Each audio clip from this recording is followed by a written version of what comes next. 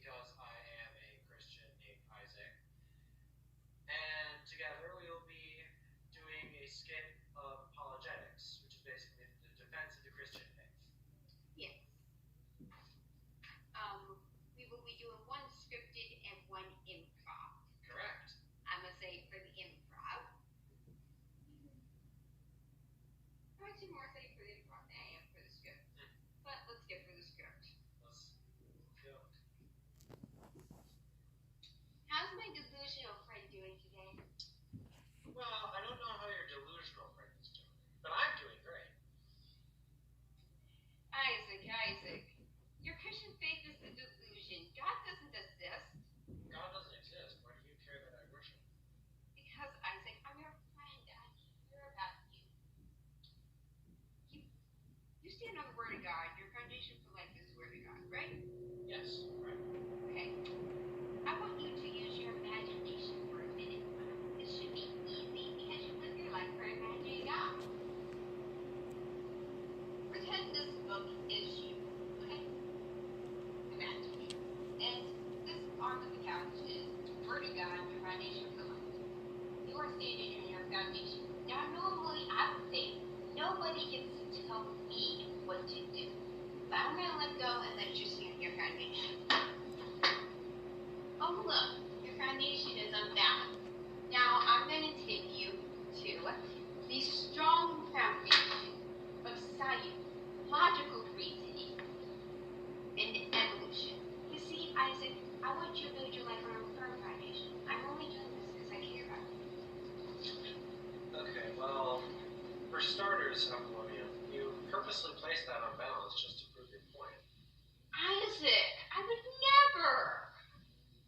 Look, I understand if you can't handle the truth, but don't accuse me of lying to you. You Christians, so weak. You are just too dependent on your God. And you're dependent on science. I mean, we're all dependent on something. Secondly, I don't deny science. Christianity has more basis in science than evolution does.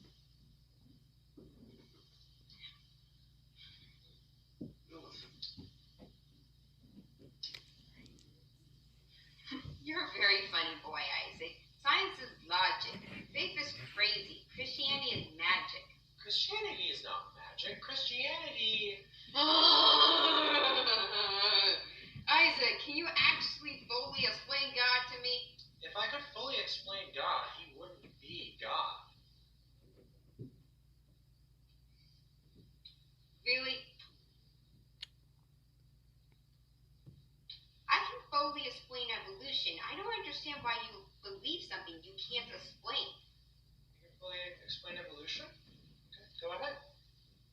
Evolution is descent with modification from pre-existing species. It can live and heritage change in a population of organisms through time, leading to the appearance of new forms, or the process in which new species or populations of living things develop from pre-existing forms, through successive generations. See, I can fully explain evolution, but you can't explain God. Therefore, you do not have a reason faith. You have a blind faith. Interesting. Well, thanks for explaining your beliefs. My faith, while it may seem outlandish to you, is by no means a blind faith. My faith is grounded in empirical evidence and thoroughly shown to be true by the world around us. I have a reasoned faith. Science does not contradict the Bible like you think. Science points to something beyond science. If one thing in the universe was slightly different, the universe would be destroyed. Things could not have evolved this way. My faith is not a blind faith. Well, actually, what I have isn't a belief. In order for it to be a belief, it has to relate to something spiritual. But you're welcome. And actually, it is possible for the universe to be complex and still evolved. It's like the way the leaves know to fall to the ground instead of floating upwards into space.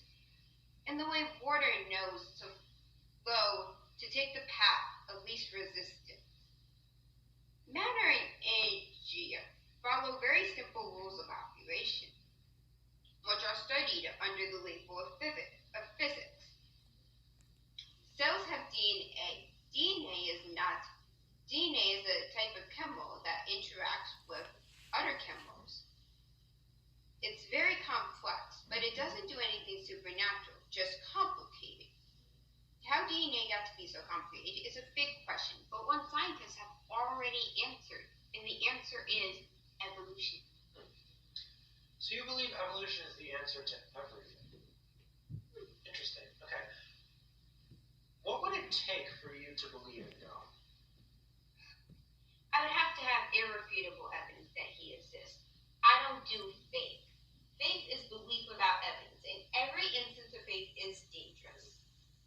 And yet you place great trust, great faith even, in the conclusions you firmly believe science has brought us, often despite what others say.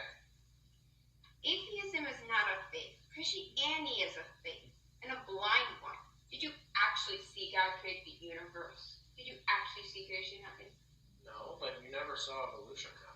We can see evolution happening. Even today, bedbugs and mice are a great example of modern-day evolution. Researchers are saying that the methods we've been using to kill bedbugs have resulted in bedbugs with thicker shells and nerve cells of steel to resist the harsh chemicals we throw at them. So bedbugs have evolved to be resistant to the poison we use to kill them. As for mice, researchers have discovered mice that developed an immunity to poison. To the poison that we use to try to kill them. These mice have evolved to survive in a world where we try to kill them. This is proof of survival of the fittest. Well, that's not evolution, that's adaptation. The mice are still mice, and the bedbugs are still bedbugs. That doesn't fit your definition of evolution. You said that evolution leads to the appearance of new forms. Those adaptations did not lead to the appearance of new forms. When it comes to making scientific conclusions through scientific discovery, we have the same evidence for our conclusions. But we come to different conclusions because we interpret the evidence differently. You interpret the evidence through an evolutionary perspective, and I interpret it through the creation perspective. You're right about that, but evolution is scientifically proven, so the conclusion I come to is correct because I have the correct starting point. If you have the correct starting point, you will interpret the evidence correctly and come to the correct conclusion. So since evolution is your starting point, would you say that evolution equals science and that science equals evolution? Isn't that what the hat says? If I wear it, I believe it. Okay. What does your shirt say? The Sisterhood of Scientific Discovery. Okay. 1 second.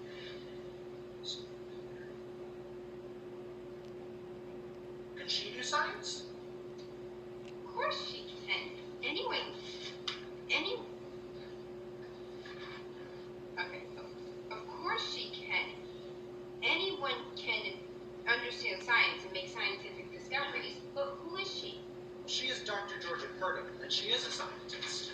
I respect that. I would like to know more about her. In that case, I'll tell you more. She holds a PhD in molecular genetics from the Ohio State University.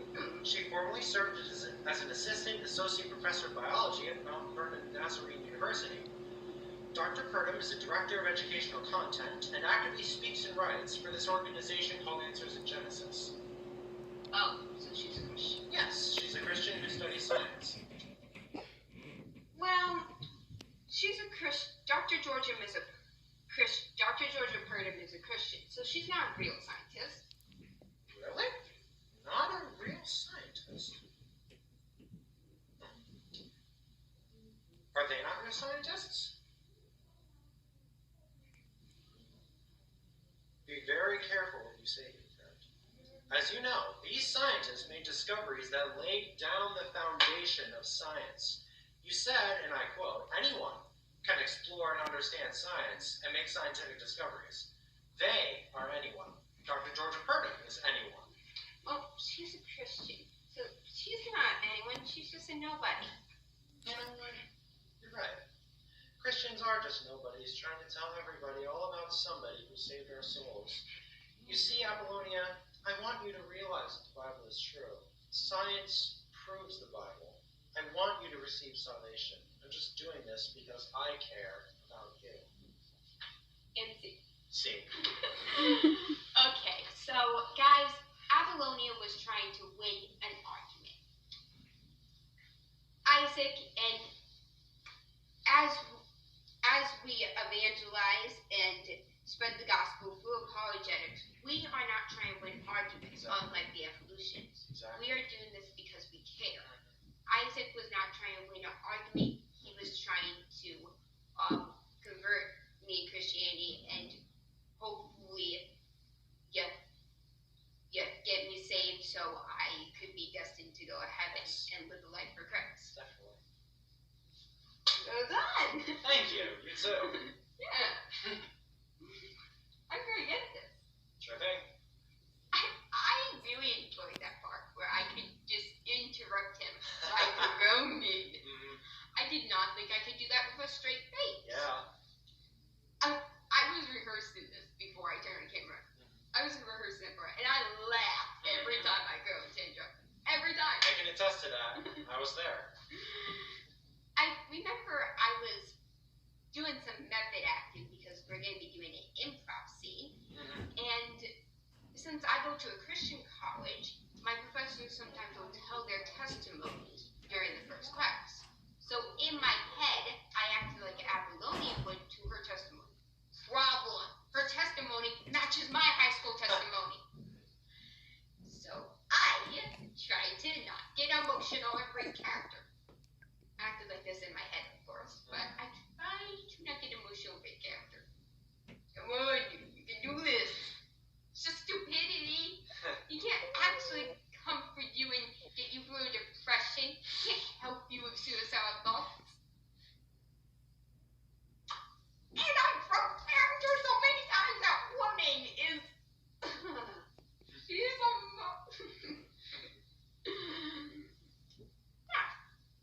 emotions. They break me. Okay. Ready for improv? Here goes nothing. You're gonna start. Alright. Hey, friend. Hey! So, how are you doing? You reading any more of your devotions of delusion? Yes, I have been reading my Bible. It's actually been fascinating. It seems like as I read it, the text just comes alive. It's such a blessing to be able to just go through this book and study God.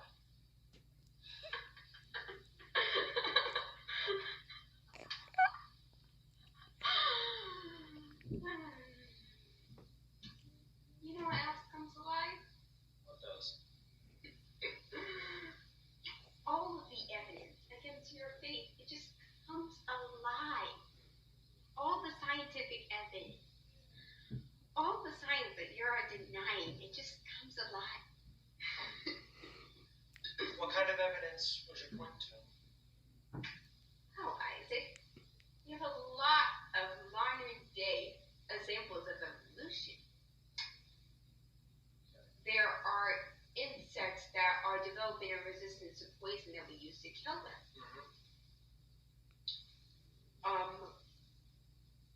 We have dinosaurs eventually evolved into birds, and we have birds today.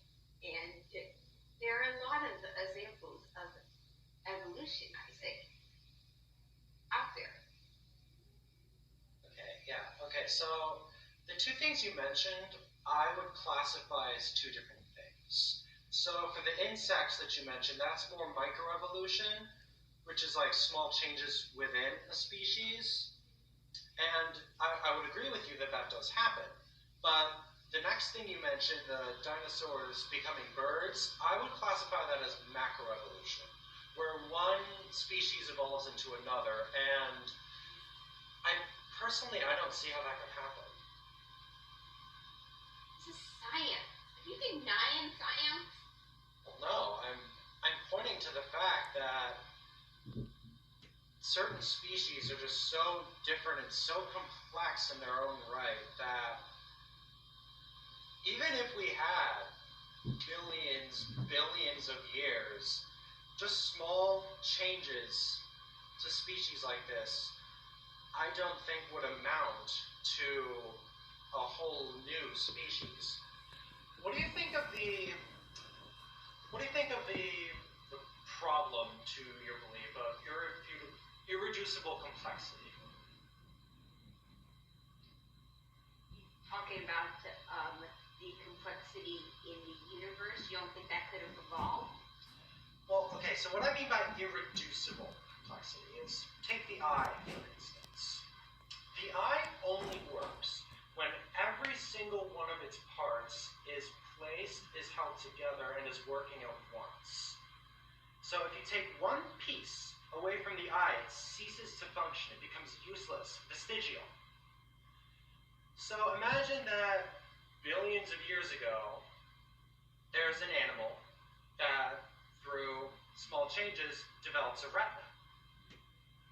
That retina would not be seen as something helpful to the species, and thus that part would die out, unless all the parts were created at once. Then it will be an eye and it will work. The eye even gave Darwin some trouble in his studies. He didn't know what to make of it. And I think the problem still stands. Interesting. I'm gonna end the scene right there because I can't think. He killed me. I'm gonna end the scene right there because he won. I did not know that about Darwin. Mm-hmm. I did not know that about Darwin. Yeah, he wrote down some things that, like, he didn't know what to make of the eye. It was a huge problem for him. Yeah. The minute you mentioned Darwin, I was thinking of the beaks of finches. Mm-hmm. Mm-hmm. Wow. You know a lot about Darwin. Well, I don't know. I wouldn't say that. I just know this one thing. Did you do your research? Not specifically for this. I did a lot of research for this. I actually got that thing about the bed bug and virus. Okay. Yeah, I don't even remember where I got that from. But the point is that scares me. Okay? We have mice that are resistant to poison. Does that not scare you guys? Am I the only one who's scared by this? I don't want mice. I don't want bed bugs. Am I the only one who's scared by this? It is a little freaky. Yes. But somehow Apollonia isn't scared by this because this is, to her, evidence for evolution. Also, guys, yes, some scientists are saying that dinosaurs evolved into birds. Mm-hmm. Personally, I consider that to be an example of de-evolution because dinosaurs are these Yeah. resistant predators. Mm-hmm. If Like- birds are Like, would you want feathered rats. would you want to be a triceratops or a pigeon? Like, Birds are feathered rats, okay? New York. You get me, right? We get each other. Birds are feathered rats. Now, you say that the fossils are evidence for this, but like I said it earlier, we come to it with these conclusions because of our starting points. So they interpret the fossils as evidence of evolution. They interpret the fossils as being millions of years old. Whereas Christian scientists like Dr. Georgia Purdon and many other Christian scientists would interpret it as being thousands of years old because of the starting points. yes. So our starting points and our belief systems play a big role in our scientific conclusions. Definitely. So, how would you like to end this? I'd just like to thank you. This was a lot of fun to be on your channel, and I hope to be back sometime. I hope so too.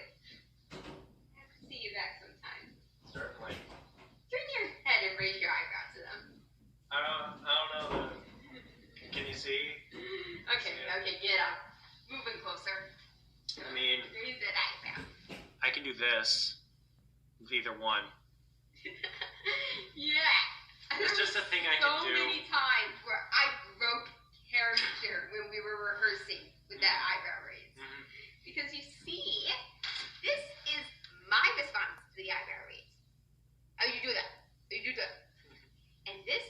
Apollonia's response. Are you patronizing me? No. I am the boss around here. You do not raise your eyebrows at me, mister. Scary. I just love standing over him while he's like this.